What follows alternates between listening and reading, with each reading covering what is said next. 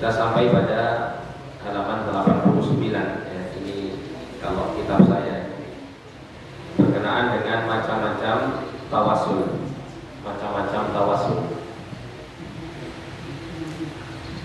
Penulis Hafizahullah Ta'ala mengatakan macam-macam tawasul. Saat ini kita harus menjelaskan antara tawasul yang dibolehkan dan tawasul yang dilarang. Tawasul itu terbagi menjadi dua, yang dibolehkan dan yang dilarang. Tawasul yang dibolehkan dan macam-macamnya disebutkan oleh pensyarah kitab. Yang pertama adalah tawasul kepada Allah dengan nama dan sifat-sifatnya. Bertawasul dengan menyebut nama dan sifat-sifat Allah. Dan ini tertera di dalam Al-Quran surat Al-A'raf ayat 180. Allah Ta'ala berfirman, walillahil asma'ul husna fad'uhu biha. Dan Allah itu memiliki nama-nama yang terbaik, maka berdoalah kalian kepadanya dengan menyebut nama-nama itu. Wa dzarul ladzina yulhiduna fi asma'ihi sayujzauna ma kanu ya'malun. Dan tinggalkanlah orang-orang yang menyimpang dari kebenaran dalam kaitannya dengan nama-nama Allah. Sayujzauna ma kanu ya'malun, nanti mereka akan mendapatkan balasan terhadap apa yang telah mereka kerjakan. Jadi pada kalimat walillahil asmaul husna fad'uhu biha, dan Allah memiliki nama-nama yang terbaik, maka berdoalah kalian dengan menyebut nama-nama tersebut kepadanya. Ini adalah perintah untuk kita bertawasul ketika berdoa dengan menyebut nama dan sifat-sifat Allah. Ada juga ya ditambahkan berkaitan dengan tawasul yang serupa dengan ini adalah bertawasul dengan menyebut perbuatan Allah Subhanahu wa Ta'ala. Menyebut perbuatan Allah. Jadi ada menyebut nama ya, nama Allah. Semisal kita berdoa dengan mengatakan ya Rahman, ya Rahmani, wahai Tuhan yang memiliki kasih sayang yang luas, kasih sayangilah kami, atau kasih sayangilah aku. Atau ya Razzaq urzuqni, wahai Tuhan yang senantiasa memberikan rezeki, maka berikan aku rezeki. Ini dengan nama. Adapun dengan sifat, misalnya kita menyebut a'udzu bi'izzatillah wa qudratihi min syarri ma ajidu wa uhadir. Ya, seperti kalimat yang diajarkan Rasul sallallahu alaihi wasallam. Ya, ada kalimat kita meminta perlindungan kepada Allah dengan mengatakan aku berlindung dengan keperkasaan Allah dan kudrahnya dan kuasanya. Kata izzah dan kudrah ini bentuk sifat ya, bentuk sifat. Kalau nama Al-Aziz, dari izzah namanya ya, nama Allah adalah Al-Aziz. Dari kudrah Allah dinamakan Al-Qadir. Tapi di sini disebutkan dengan bentuk sifat, bi'izzatillah wa qudratihi. Aku berlindung dengan keperkasaan Allah dan kuasanya dari keburukan apa yang aku hadapi dan apa yang aku takuti. Nah, ini adalah salah satu contoh kita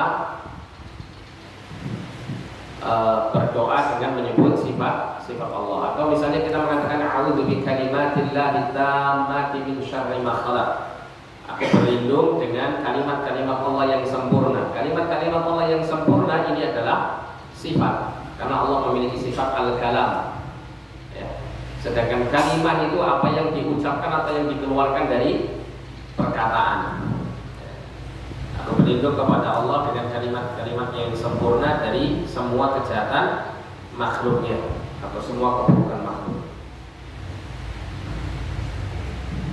Atau Allahumma inni as'aluka bi'ilmikal ghaib. Aku memohon, ya Allah, aku memohon kepadamu dengan ilmu yang baik, misal gitu ya. Dan seterusnya. Ini adalah bentuk tawasul dengan sifat.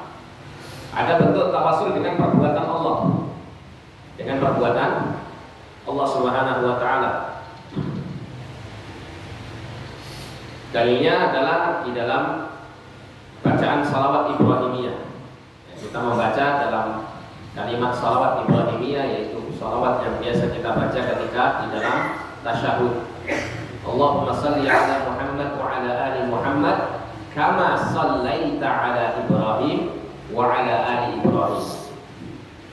Allahumma salli, ya Allah, berikanlah salawat ala Muhammad, atas Muhammad, wa ala ali Muhammad, dan atas keluarga Muhammad, kama sallaita, sebagaimana engkau telah memberikan salawat ala Ibrahim wa ala ali Ibrahim, kepada Ibrahim dan keluarga Ibrahim.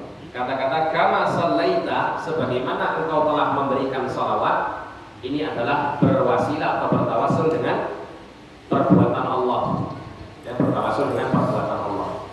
Ini dalilnya. Dan contoh dalam kita berdoa, ya misalnya ya, kita berdoa dengan berwasilah dengan perbuatan Allah Subhanahu wa taala. Misalnya begini, kita mengatakan, ya Allah, sebagaimana engkau telah menurunkan hujan saat ini, maka jadikanlah hujan ini adalah hujan yang bermanfaat. Ya, kita mengatakan, ya Allah, sebagaimana engkau telah menurunkan hujan ini menunjukkan kita berwasilah, bertawasul dengan apa? Dengan perbuatan Allah, yaitu Allah yang menurunkan hujan. Allah menurunkan hujan, ini perbuatan Allah.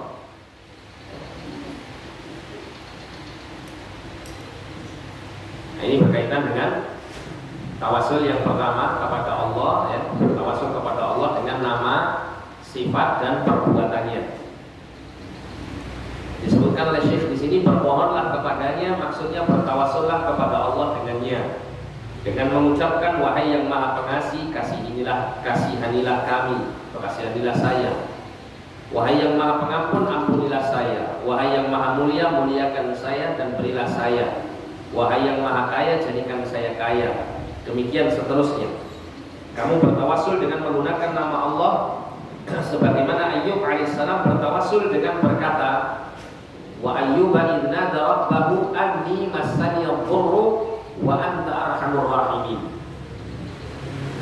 Dan ingatlah ya tentang Ayyub ketika dia menyeru Tuhannya dengan mengatakan, anni massani dhurru, sesungguhnya ya penyakit telah menimpaku ya Allah, wa anta arhamur rahimin, sedangkan Engkau adalah Tuhan yang paling penyayang di atas seluruh yang penyayang. Jadi Nabi Ayyub alaihissalam bertawasul kepada Allah dengan menyebut Allah sebagai Arhamur Rahimin, ya, maha penyayang di antara semua penyayang. Maka Allah mengabulkan doanya. Kemudian saat berada dalam perut ikan di kegelapan laut, kegelapan malam, dan kegelapan perut ikan, Yunus alaihissalam bertawasul, fanada fil dhulumati an la ilaha illa anta subhanaka inni kuntu minadh dhalimin. Maka ia menyeru dalam keadaan yang sangat gelap bahwa tidak ada Tuhan selain Engkau, maha suci Engkau, sesungguhnya aku adalah termasuk orang-orang yang zalim. Maka kami telah memperkenankan doanya, fastajabna lahu. Jadi Yunus alaihissalam bertawasul kepada Allah dengan tauhid, dengan kalimat la ilaha illallah. Bertawasul dengan mensucikan Allah, subhanaka, maha suci Engkau. Dan bertawasul kepada Allah dengan apa? Mengakui dosa-dosa. Inni kuntu minadh dhalimin, sesungguhnya aku termasuk dari kalangan orang-orang yang berbuat kezaliman. Ya, jadi Nabi Yunus alaihissalam bertawasul dengan tiga hal ini. Bertawasul dengan kalimat tauhid, bertawasul dengan tasbih, dan bertawasul dengan apa? Bertobat kepada Allah atas dosa-dosanya, mengakui kesalahan dan dosa-dosanya di hadapan Allah.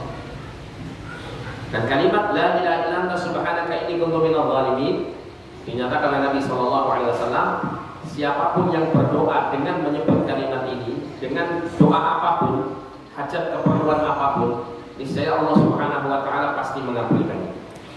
Dan niscaya Allah Subhanahu wa taala pasti mengabulkannya. Maka adalah kita memperbanyak ya menyebut kalimat ini, terutama ketika kita memiliki hajat, memiliki kebutuhan yang kita harapkan agar Allah segera mengabulkannya. Kita perbanyak mengucapkan la ilaha illa anta subhanaka inni kuntu minadh dhalimin. Ketika kita berdoa mengangkat kedua tangan, kita ucapkan la ilaha illa anta subhanaka inni kuntu minadh dhalimin. Ya, di sela-sela kita berdoa atau di awal kita akan berdoa kita mengucapkan kalimat ini, atau di akhir ketika kita selesai berdoa kita mengucapkan kalimat ini. Intinya pada saat kita berdoa kita jangan lupa menyebut kalimat ini, atau mungkin kita ulang-ulang. Ya, setiap awal kita mau berdoa kita ucapkan ini, kemudian kita menyampaikan hajat keperluan kita kepada Allah, kita ucapkan kalimat ini kembali, kita ulang-ulang agar supaya Allah segera mengabulkan permintaan. Jadi ini poin yang pertama mengenai tawasul kepada Allah dengan nama dan sifat, serta kita tambahkan tadi dengan perbuatan Allah Subhanahu wa taala. Kemudian yang kedua, demikian pula tawasul dengan doa orang-orang saleh yang masih hidup adalah diperbolehkan, sebagaimana tawasulnya Umar dengan Abbas radhiyallahu ta'ala anhuma dan meminta doa darinya. Ya, sebagaimana kisahnya telah kita baca pada pertemuan yang lalu. Sebagaimana tawasulnya Muawiyah dengan doanya Yazid al-Jurashi. Karena itulah para ahli fikih berkata dalam pembahasan mengenai salat istisqa, disarankan untuk bertawasul dengan orang-orang saleh. Maksudnya adalah meminta doa dari orang-orang saleh. Jadi dihadirkan orang-orang saleh ketika salat istisqa, agar mereka berdoa memohon kepada Allah agar segera diturunkannya hujan, atau paling tidak ikut mengaminkan doa khatib di kala salat istisqa agar supaya segera dikabulkan oleh Allah Subhanahu wa taala. Sebagaimana dilakukan oleh Umar bin Khattab. Maksudnya bukan tawasul dengan hak mereka, zat mereka dan jah mereka. Jadi Umar bin Khattab dan para sahabat-sahabat ketika mereka hidup, mereka tidak pernah bertawasul dengan menyebut zat Rasulullah atau menyebut kemuliaan sahabat tertentu atau Rasulullah atau wali-wali. Tidak pernah yang tawasul jenis ini dilakukan oleh mereka. Namun tawasul mereka adalah dengan doanya Rasulullah dikala Rasulullah hidup, dan doanya para sahabat yang lain dikala mereka hidup. Sehingga dikatakan di sini maksudnya bukan tawasul dengan hak mereka, zat mereka dan jah mereka. Karena tawasul dengan jah itu kemuliaan, kedudukan, gitu. Tawasul dengan hak seseorang, kemuliaan seseorang, atau tawasul dengan kedudukan seseorang di sisi Allah Subhanahu wa taala, semua itu adalah tawasul bid'ah dan haram dan termasuk sarana menuju kesyirikan. Sebagian ulama yang lain sudah mengkategorikan ini syirik kecil. Namun kalau Syekh Shalih Fauzan, beliau lebih memilih tawasul ini dengan sebutan tawasul bid'ah, tawasul yang diharamkan, dan sarana untuk menyampaikan seseorang kepada kesyirikan, tidak sampai dikatakan syirik kecil. Ada juga tawasul yang lain yang disyariatkan. Kalau kita rinci, kita akan mendapati ada beberapa jenis tawasul. Seperti misalnya kita bertawasul dengan iman kita kepada Allah dan Rasulnya. Iman kita kepada Allah dan Rasulnya.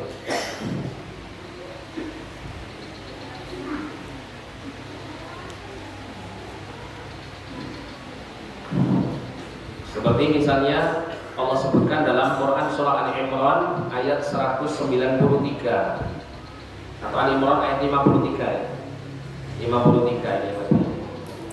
pendek. Allah mengatakan Rabbana amanna bima anzalta wattaba'na ar-rasul faktubna ma'asyahidin. Ya Rabb kami telah beriman kepada apa yang telah Engkau turunkan dan kami telah mengikuti seorang rasul, faktubna ma'asyahidin. Maka masukkanlah kami ke dalam golongan orang-orang yang bersaksi, yaitu bersaksi tentang keesaan Allah Subhanahu wa taala. Di sini ada doa yang disertai dengan tawasul dengan iman. Termasuk juga dalam surah Al-Mu'minun ayat 109. Allah mengatakan ya, innahu kana fariqun min ibadi yaquluna rabbana amanna faghfir lana warhamna. Sesungguhnya ada segolongan dari hamba-hambaku berdoa, Rabbana amanna, wahai Rabb kami, sesungguhnya kami telah beriman, faghfir lana warhamna, maka ampunilah kami dan rahmatilah kami.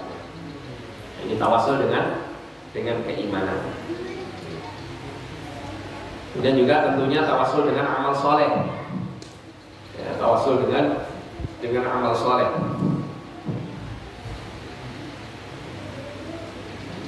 Tawasul dengan amal soleh ini seperti yang dilakukan oleh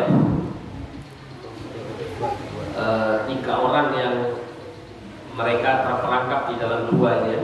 Dikisahkan Nabi SAW dalam hadis yang sangat panjang mengenai 3 orang yang terkurung dalam gua, pintu gua tertutup dengan batu yang sangat besar, sehingga ketiganya berdoa kepada Allah dengan menyebut amal kebaikan yang paling ikhlas dilakukan oleh mereka ya, kepada Allah Subhanahu Wa Taala, sampai kemudian pada akhirnya Allah ya membuka ya pintu atau mulut gua tersebut, menggeser batu itu sehingga 3 orang itu bisa keluar dari gua. Ini kisah yang masyhur ya.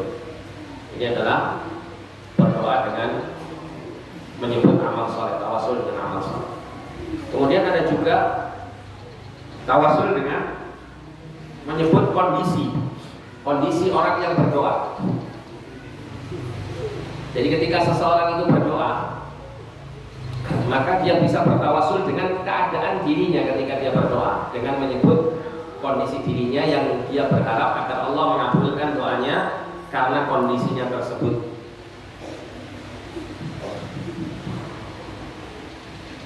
Seperti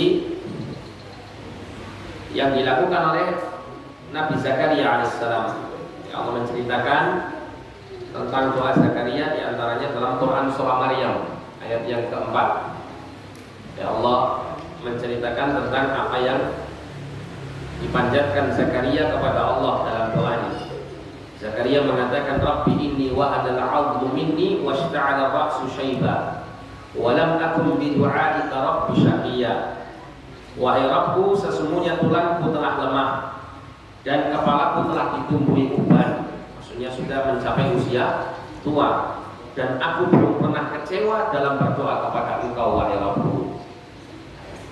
Artinya apa? Terus dia berdoa memohon kepada Allah, dan permohonan itu disertai dengan menyebut keadaannya. Seakan-akan Zakaria ingin menyampaikan kepada Allah, ya Allah, aku sudah sampai setua ini, saya sangat berharap agar apa yang aku minta ini segera dikabulkan sebelum saya mati nantinya.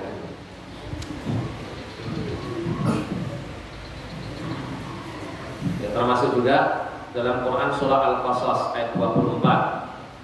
Allah menyebutkan, Rabbi inni lima anzalta ilayya min khairin faqir. Wahai Rabbku, sesungguhnya aku sangat memerlukan suatu kebaikan yang Engkau turunkan kepadaku. Ini perkataan siapa? Musa alaihissalam. Doa Musa alaihissalam. Jadi aku sangat memerlukan kebaikan yang berada dari sisimu yang Kau turunkan kepadaku. Jadi kalau teknisnya ya, pengamalannya kita bisa mengatakan begini, misalnya kita memohon kepada Allah agar Allah memberikan kekayaan misalnya kepada kita. Ya Allah, sesungguhnya aku ini dalam keadaan fakir, maka kayakanlah aku dengan hartamu yang halal. Ya Allah, sesungguhnya aku saat ini dalam keadaan sakit, maka hamba memohon kepadamu ya Allah agar Engkau menyembuhkan ya, sakitku ini. Dan yang semisal. Ini adalah tawasul yang benar.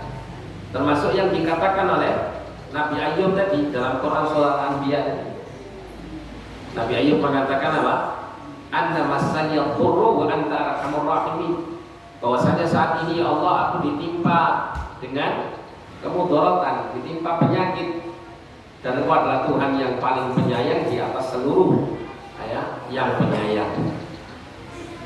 Ini adalah doa untuk atau doa yang diminta kepada Allah dengan tawasul melalui keadaan kondisi orang yang berdoa.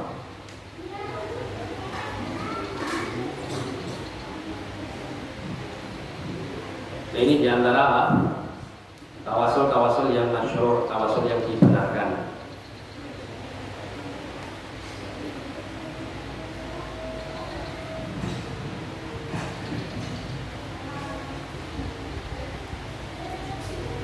Nah, kemudian disebutkan oleh Syekh di sini yang kedua adalah tawasul yang dilarang. Jadi tadi disebutkan ya, tawasul yang dibolehkan, sekarang tawasul yang dilarang. Yaitu tawasul kepada Allah dengan jah, dengan kemuliaan atau kedudukan seseorang, dengan hak seseorang atas Allah atau dengan zat seseorang. Seperti misalnya ada orang berdoa, ya Allah dengan perantara Muhammad, dengan perantara Nabi Muhammad, ya, maka kabulkanlah doaku. Ini tidak boleh. Atau ya Allah dengan kedudukan Syekh Abdul Qadir Jailani sebagai wali Allah yang kau cintai, maka aku mohon kepadamu agar kau memenuhi hajat dan keperluanmu. Ini juga tidak diperkenankan, ya. Karena berdoa dengan jah, kedudukan, kemuliaan orang lain, maka ini adalah perkara yang tidak pernah dicontohkan oleh Rasulullah SAW maupun para as-salafus saleh dari kalangan terutama para as-sahabat. Apalagi orang yang disebutkan kedudukannya itu telah meninggal dunia. Ini termasuk tawasul yang dilarang. Ini adalah tawasul yang terlarang dan merupakan sarana menuju kesyirikan. Maka harus dibedakan antara tawasul yang diperbolehkan dan tawasul yang dilarang. Syekh Taqiyuddin Ibnu Taimiyah rahimahullah dalam kitab At-Tawassul wal Wasilah menyebutkan bahwa karena kerancuan dan pembauran antara bermacam tawasul menyebabkan kesalahan dalam memahami hal ini, maka harus dipahami tentang tawasul yang diperbolehkan dan tawasul yang dilarang, sehingga seseorang tidak terjerumus dalam kerancuan dan kesalahan. Ini adalah pembahasan yang besar, harus diperhatikan agar perkaranya tidak rancu. Juga karena syubhat-syubhat dari golongan yang menyesatkan telah membodohi sebagian manusia dan orang-orang awam, maka harus diketahui jawaban atas hal tersebut agar tidak rancu. Ya, jadi hal yang seperti ini wajib untuk dijelaskan, ya, diterangkan bahwa tidak ada dalil yang membenarkan kita bertawasul dengan menyebut kemuliaan para nabi atau para rasul atau kemuliaan para wali dan orang-orang saleh untuk kita berdoa dan bersarana dengannya. Bahkan yang seperti ini dikhawatirkan akan menuju kepada perkara kesyirikan, yaitu ya, sampai pada keadaan di mana seorang hamba itu secara langsung meminta kepada orang-orang yang telah meninggal dunia dari kalangan para nabi, para rasul dan para wali, seperti yang dilakukan oleh banyak sekali ya, orang-orang di masa sekarang yang mendatangi kubur-kubur orang saleh dengan tujuan untuk memohon secara langsung kepada orang-orang saleh yang telah meninggal di kuburnya, meskipun dengan alasan apa? Dengan alasan tawasul, dengan alasan tawasul, dengan alasan ya, bahwa kami meminta kepada orang-orang saleh yang telah meninggal ini agar permintaan kami itu disampaikan kepada mereka ya, atau oleh mereka kepada Allah Subhanahu wa taala. Ya. Maka kita katakan bahwa orang yang telah meninggal dunia, yang pertama kondisinya sudah tidak berada di alam dunia, ya, dan tidak diberikan oleh Allah Subhanahu wa taala kemampuan untuk mendengar apa yang diserukan kepada mereka. Bagaimana Allah mengatakan innaka la tusmi'ul mauta, sesungguhnya engkau tidak bisa membuat orang yang mati itu bisa mendengar. Kemudian yang kedua adalah kalau seandainya mereka mendengar, maka mereka tidak akan pernah bisa menyampaikan permintaan kita kepada Allah. Kenapa? Karena sudah tidak ada kesempatan untuk beramal dan berdoa memohon kepada adalah bagian daripada amal soleh. Kata Nabi SAW, "Idza mata ibnu Adam inqata anhu 'amaluhu illa min salat." Apabila anak keturunan Adam itu telah meninggal dunia, maka terputuslah amal solehnya. Artinya dia tidak bisa lagi menjalankan amal-amal soleh.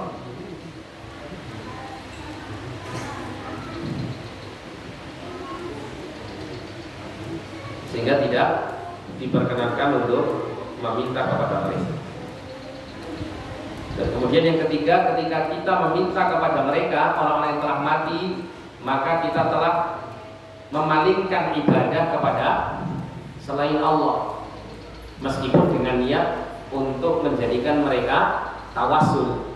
Akan tetapi ada penyembahan kita, persembahan ibadah kita kepada mereka, yaitu kita berdoa, memohon, ya, memohon, bertawakal, berserah diri, menggantungkan hati kita kepada mereka.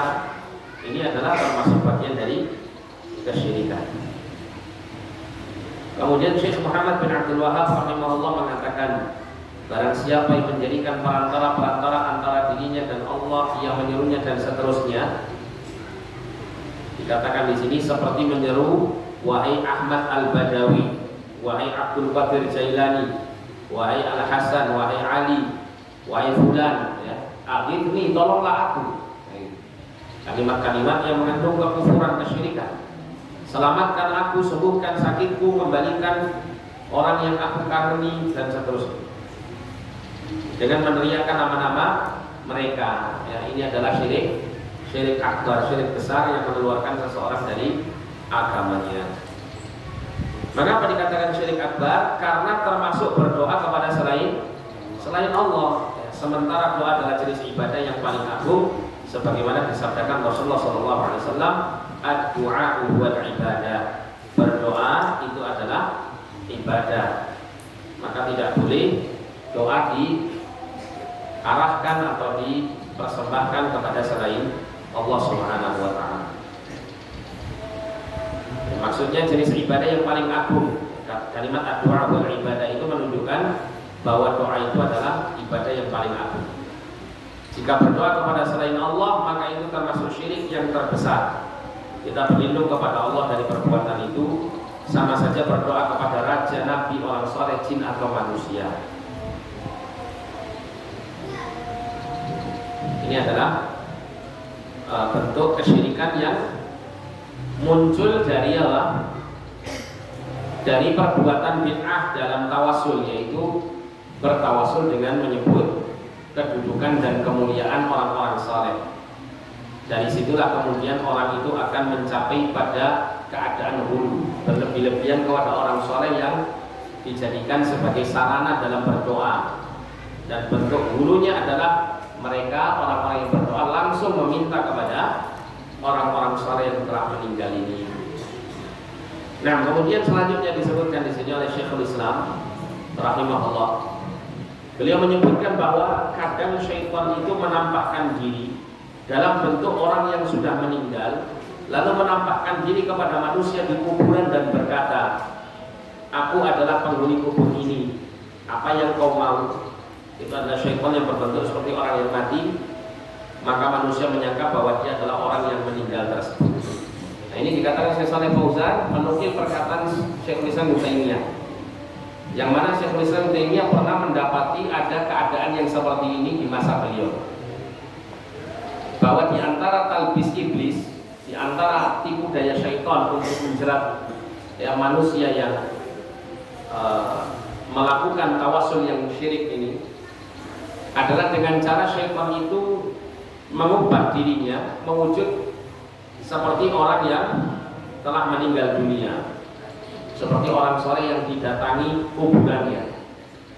Ya, tiba-tiba entah dalam mimpi atau dalam keadaan terjaga, orang yang berdoa di kubur tersebut itu ketemu dengan syekh atau wali yang diminta, yang mengaku bahwasanya aku adalah wali fulan, ya, aku telah mengabulkan permintaanmu, atau aku telah mendengar semua permintaanmu, ya, dan aku akan segera mengabulkannya.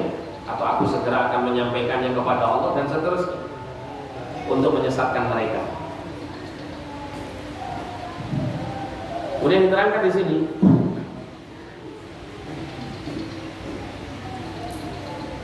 inilah makna dari apa yang disebutkan oleh Syekh Muhammad. Saya katakan bahkan kadang syaitan mengulurkan tangannya, sebagaimana mereka katakan bahwa Rasul Shallallahu Alaihi Wasallam mengulurkan tangan kepada Ar-Rifai. Ar-Rifai ini seorang pendiri Thariqat Rifaiyah. Dia seorang sufi.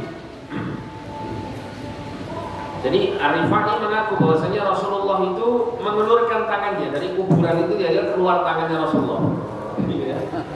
Kemudian apa menyalami Ar-Rifai, yang menyalami Ar-Rifai. Nah, ini adalah kedustaan. Pernah ada salah seorang tokoh di Indonesia ini yang telah meninggal dunia, yang mengaku apa? Ketika itu dia mendatangi kubur Rasulullah dan kubur Rasulullah itu bergetar, jatuh gitu ya. Terus kemudian Rasulullah itu tiba-tiba keluar dari kuburnya mencium lututnya. La ilaha illallah. Ini bukan menghormati Rasul, menghinakan Rasul Sallallahu Alaihi Wasallam. Seakan-akan dirinya itu sangat mulia sampai Rasulullah itu mencium lututnya. Dia mau ngomong mungkin mau mencium kakinya tapi nggak enak gitu. Ngambil pertengahan lutut saja. Khawatir dihujat sama orang. Ini kedustaan besar. Kalaupun itu kalau seandainya nyata terjadi, maka jelas bukan Rasul SAW yang keluar dari kubur itu. Jadi iblis, syaitan, jin yang menyesatkan manusia. Dan herannya orang-orang yang suka berkecimpung dalam dunia seperti ini itu sering mendapatkan mimpi-mimpi yang aneh-aneh. Tapi setelah Anda misalnya, ini pengalaman kan? Setelah misalnya Anda meninggalkan hal-hal yang berbau kesyirikan, benar-benar berpegang teguh dengan tauhid yang lurus, mengimani yang gaib sesuai dengan ketentuan Allah dan Rasulnya, atau apa yang dituntunkan Allah dan Rasulnya, itu sudah nggak ada lagi mimpi-mimpi aneh-aneh begini. Jarang, hampir-hampir nggak pernah. Yang sebelumnya mungkin hampir setiap malam itu mimpi ya yang aneh-aneh sebenarnya. Ini jelas syaitan. Kenapa? Setan dan ganggu. Iya, harus nggak bisa diganggu.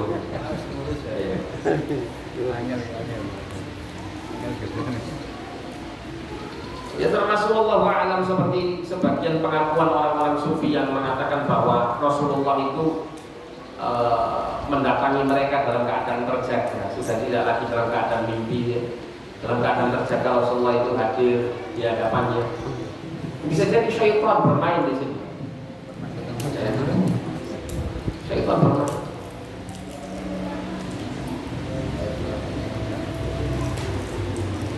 Dan kalau kita perhatikan ya orang-orang yang model-model begini saja gitu kan, yang kita dapat di hal yang seperti ini. Ya, kita tidak pungkiri untuk seseorang bermimpi bertemu Rasul di dalam mimpi itu Rasul menyampaikan kebenarannya. Ya, meskipun di sini para ulama ada perselisihan di dalamnya, tapi ada hadis yang menerangkan bahwa memang Rasulullah itu memungkinkan untuk dilihat di dalam mimpi. Akan tetapi terkadang ada orang itu yang ketika dia mimpi ketemu orang Arab, wongin ganteng, gitu ya, putih, ganteng. Koyone Rasulullah Muhammad Sallallahu Alaihi Wasallam. Dia tidak melihat apa ciri-ciri fisik Rasulullah ya, melalui apa kitab-kitab para ulama yang menerangkannya.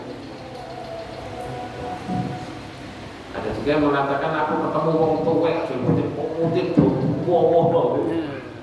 Mirone bau panir koyone Rasulullah. Ada juga yang pernah saya dengar itu ada orang mimpi katanya ketemu Rasulullah tapi pakai belangkon, pakai baju Jawa belangkon. La ilaha illallah.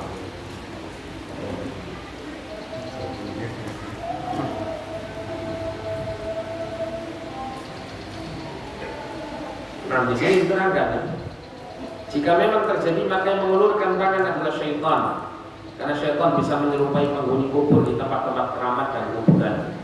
Atau syaitan berkata dari dalam kuburan sehingga manusia mengira bahwa orang yang meninggal itu yang berbicara dan mereka mendengar suaranya. Oh, tiba-tiba keluar suara, datang di kuburan, curhat di kuburan, terus bunyi di kuburan itu. Semua curhatanmu saya dengar. Jangan khawatir, ambil sebagian apa?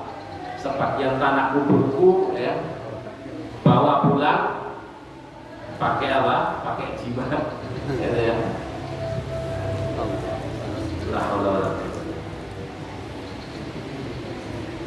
Dan yang mendengarnya mengira itu adalah suara mayit. Ya, ini banyak terjadi. Syaitan ingin menjerumuskan mereka ke dalam kesyirikan dalam kondisi tidak mereka sadari, lalu mereka berdoa kepada kuburan dan meminta syafaat kepadanya. Kalau yang pernah saya baca di dalam kitab mengenai ini ya, penelitian Syekh Dr. Sa'id bin Wafal Al-Qahtani rahimahullah ta'ala, beliau itu kalau tidak salah tesis S2 atau disertasi S3-nya beliau itu adalah meneliti tentang sosok seorang wali yaitu Syekh Abdul Qadir Jailani rahimahullah, dan telah diterjemahkan dengan judul kalau tidak salah buku putih atau apa gitu ya, Syekh Abdul Qadir Jailani, ada terjemahannya. Sini nggak ada, sudah agak tebal. Jadi dikisahkan dalam kitab tersebut, dinukil ya oleh Dr. Said Muhammad Al-Qahtani dari literatur yang lain, bahwa pernah Syekh Abdul Qadir Jailani itu melakukan perjalanan dalam rangka untuk melihat keagungan Allah dan merenungi kebesaran Allah melalui perjalanan rihlah beliau. Nah, di tengah rihlah beliau menemui, ya, tiba-tiba menemui ada yang diceritakan, ada yang menceritakan cahaya yang sangat terang, ada juga yang menceritakan bertemu dengan awan yang gelap gitu ya, seperti mendung yang sangat gelap. Kemudian tiba-tiba keluar dari situ suara, wahai Abdul Qadir, wahai hambaku yang aku cintai, aku adalah Tuhan. Hari ini aku datang kepadamu untuk menyampaikan bahwa telah aku halalkan segala apa yang telah aku haramkan kepadamu. Maka terserah kamu mau melakukan apapun, ya, aku telah mengampuni. Maka kemudian karena Syekh Abdul Qadir seorang alim, seorang yang berilmu, maka gangguan syaitan yang seperti ini sesuatu yang mudah bagi beliau untuk beliau ketahui. Maka beliau langsung mengatakan, ya, enyahlah kamu wahai iblis, ya, pergilah kamu wahai iblis, wahai syaitan. Maka kemudian tiba-tiba dari mendung itu atau dari cahaya yang terang itu mengatakan, bagaimana kau tahu kalau aku ini syaitan?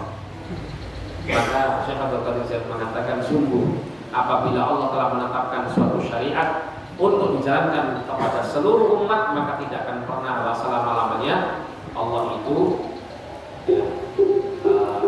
membatalkannya. Kalau Allah sudah mengharamkan apa yang ditentukan sebagai sesuatu yang haram, maka selama-lamanya dia akan menjadi haram, tidak akan pernah menjadi halal untuk manusia tertentu. Kata si setan ini yang menjelma ini, dia mengatakan, sungguh aku telah banyak sekali menyesatkan para ahli ibadah dengan cara yang seperti ini. Ya, kita tahu orang-orang sufi yang ekstrim itu, mereka merasa kalau sudah mencapai tingkatan tertentu, maka mereka merasa bebas untuk menjalankan, bebas untuk tidak menjalankan syariat, bebas untuk meninggalkan kewajiban, tidak sholat, tidak apa, tidak puasa, tidak masalah.